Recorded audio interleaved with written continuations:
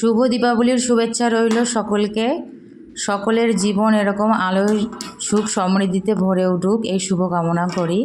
তো প্রায় 7 থেকে 8 বছর পরে আমরা এই রিচুয়ালটা মানে এই নিয়মটা পালন করার সুযোগ পেয়েছি বাড়ির ছেলে বাড়িতে। প্রায় 7 থেকে 8 বছর পরে কর্মসূত্রে যেহেতু বাইরে থাকা হয় তাই প্রতি বছর আসা হয় না, দীপাবলিতে ছুটি পাওয়া যায় না। যাই হোক, দীপাবলিতে ছুটি পেলে দুর্গাপুজোতে আসা হয় না, এরকম নানা রকম সমস্যার জন্য আসা হয়নি।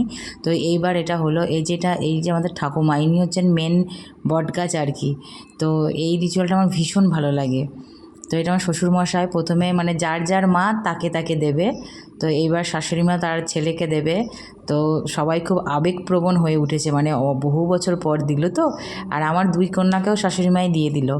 তো সারাটা বাড়ি পুরো আলোময় হয়ে উঠেছে, এরকম যেন সকল সময় আমাদের জীবনে হাসি খুশি আনন্দ সব কিছু নিয়ে আমরা সবাই একসাথে থাকতে পারি। তো সকলের জন্য অনেক শুভকামনা রইল। শুভরাত্রি।